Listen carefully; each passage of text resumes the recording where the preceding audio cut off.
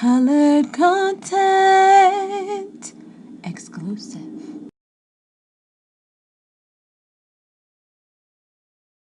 Hi everyone, it's Victoria. I'm here with Paige Polk. She's a director, creative, storyteller, and she's working on a new project. Yes, I am. Yes, I am. Yes, I am. It's called Beautiful Things. So could you totally tell us more about Beautiful Things? For sure. It actually started out as a piece that I wrote myself. And I just kind of keep a backlog of things that I write. And I never really know when the right time is to make it a reality. But I was telling more people about the story, and it became more and more imminent that it's something that I needed to bring to life. And so now I'm doing it, and I'm doing it with a pretty awesome team. Okay, so you thought about this idea, you told people about it, and then you put the team together and they believed in it too. How did you kind of like get the team to kind of buy what the idea was?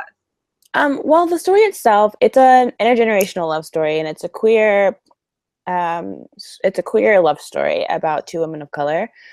And we all know there aren't enough stories like that being told. And that was something that drew people to it, but it was mostly, I think, about the way we're running the production.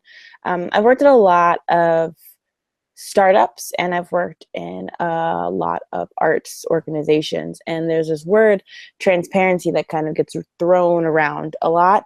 That's something people ideally would like to enact in the organizations they're working in, but when it gets down to it and it's time to like show the receipts, like literally and figuratively, people get a little bit scared about like, oh, what's going to happen if I say exactly what I'm spending this money on, or how much our CEO gets paid, or like the directions that we're going as a company. Like that's information everyone wants to know, but not very many people are very free about giving it. So I was like, what would happen if we ran a production crew like a startup, where we're just an intimate family and we all know exactly what we're supposed to be doing, and what we're doing is like freely accessible to everyone on the crew, and even bigger, like everyone on the internet. So if anyone in the future wanted to produce their own film, they would have the tools right there. They'd know exactly how much it costs. They'd know exactly the kinds of people they need on their crew, and they could make that dream a reality because the layout's already there.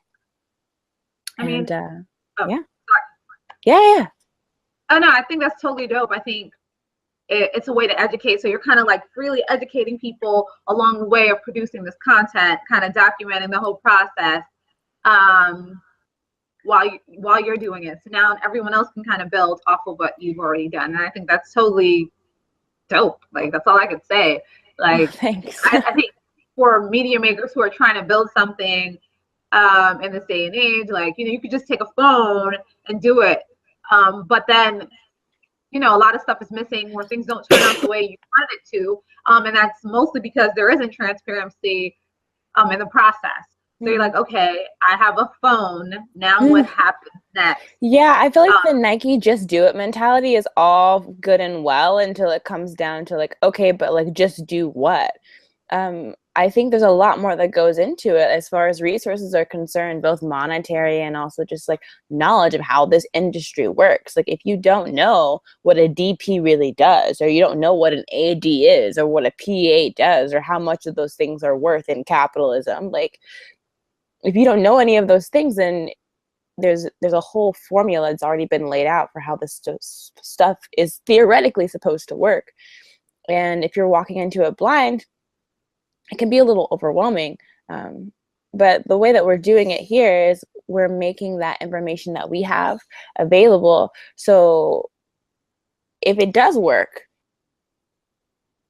all the things that do work, you can see it as we're spending money on it, like as we're writing these newsletters that like the crew is writing throughout our campaign, explaining why they do what they do and why they love what they're doing it. Like all the stuff that works, we're putting down. All the stuff that doesn't work, we're documenting so that you can be innovative and change it the next time you decide to make a production. Like I honestly think that we can all succeed if we just work with each other and we build together. There's so much room at the top, and there's so many stories that we all want to see told. So I feel like it's a hindrance to us all to be Scrooges with that knowledge.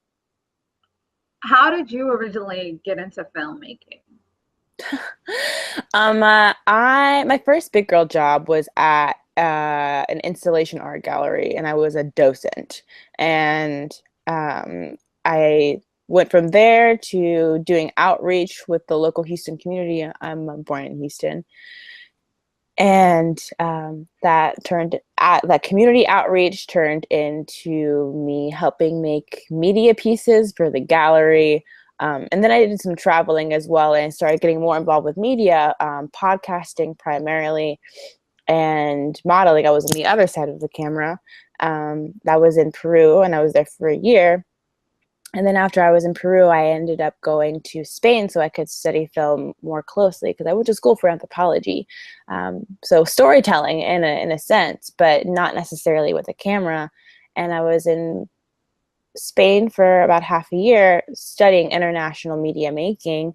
And I found myself getting involved with all of these underground female musicians haphazardly. So I was like, let's make a documentary. And I literally just, I checked out a camera from the university I was studying at, and then I just got lots of footage and was like, okay, let's make a web series. And I think that film incorporates a lot of the things that I know that I love outside of art, which is community,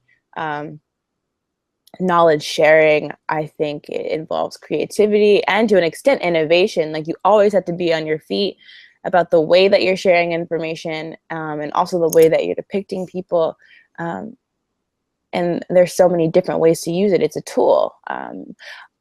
I say that I'm a director and I say that I'm a filmmaker, but ultimately I just make up ideas and I manifest them in the communities that I love. And I'm trying to empower the communities that I'm involved in to be their own storytellers through the work that I do.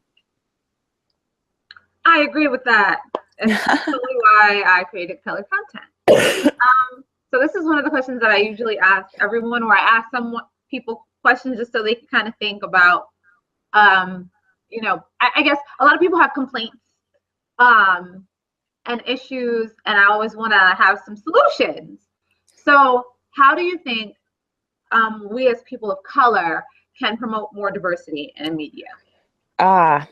I think I like the way you phrased it. Like, what can we as people of color do to amplify the voices of our own communities? I think it starts with being active. When you see someone who's taking steps to tell our own stories, to support them and be vocal about supporting them. And not just like with a Facebook like, but with words. Even a simple, like, if you see someone doing a project that you really admire, even a simple text message being like, I support you. Let me know if you need help in any way, but even if it's like circulating your idea, or if it's like, do you need me to help pick up water bottles for your crew? Like, I can do that. I have my day off that day. I think it begins with legitimate actions. I also think, even actually speaking more on the legitimate actions, I think there are more ways to support people than just money. Money's important, and it does take money to make a film. But I'm thinking about, what is that film? It's incredible. It won so many awards. It's Tangerine. It's called Tangerine. I forget the director's name, but it was filmed on an iPhone. It is a feature-length film about two trans women. And it takes place over the course of a day, and it's about their relationship and the relationships of people that they care about. And it's like beautiful lighting, beautifully edited, great script, great quality. And it was filmed on an iPhone. Like, you don't need like heavy duty equipment to do this work. What you need is an idea and dedication and effort. And I like know that, like, as a Black woman, like as like a queer Black person, like, I have been surrounded by so many quote unquote minorities or like underrepresented groups who have just said, you know what, you just got to make a way.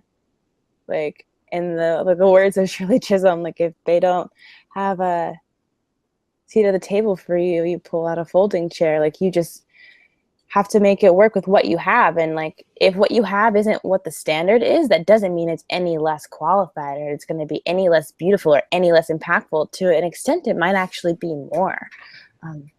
And like, you're just like knowing you're capable and supporting those people that you see with your words and your encouragement, I think is invaluable. Like, that's something I'm learning in this project, just with like people who are reaching out to me being like, I love your idea. Like, I'm so proud of you. Like, that is fuel for me. Like, I'm doing this for myself, but I'm also doing this for the communities that I interact with. Because I feel like it's important work. I feel like it is visual activism. And everyone likes to be appreciated. So speak out. I mean, I totally agree. I think that everyone should do what they do best. If they want to be activists, especially in this day, you know, there's so much social injustice and racism.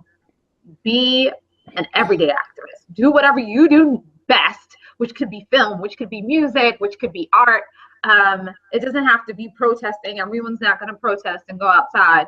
But if you make it a part of your everyday life, then it becomes so natural and it doesn't become a quote unquote chore, or you don't have to feel like, oh, I'm gonna be in harm's way, because it's something that you do every day. So you're conscious about it. It doesn't have to take someone getting shot or a ban of some sort for people to come together or to do things to support. So speaking of support, how do people support your project? How do people support my project? Well, this entire production is built off of community, from the way that we're incorporating people into our like inner skeleton crew team, to the way that we're doing community outreach. We have a Facebook page for the film where we'll be posting regular like tips and tricks on how to like get involved in like making your own films, written by like people as myself, other people that I know in the film industry, other members of our crew, talking specifically about what it is that they do. We have our Kickstarter, which is, honestly, I'm like really excited about it, because that's how we're running this campaign. And that's how we're sharing all of this information, is through our crowdfunding campaign. So you can donate to the project there, and depending on how much money you get, we also have rewards such as like a link to the final soundtrack, the original soundtrack for the film, and a link to view the film when it's completely done. And like one of the rewards is even like we'll fly you out to the premiere party, and you can meet the whole cast and crew. So you can be involved that way.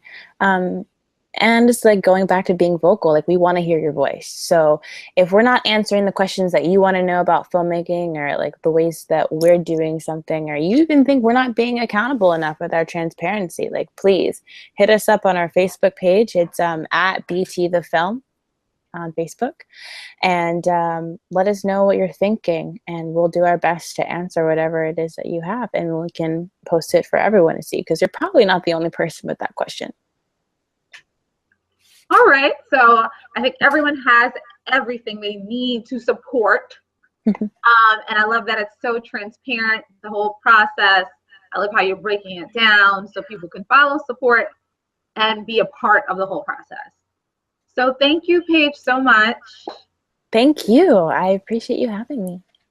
Aw, no problem. I'll speak with you later. Bye.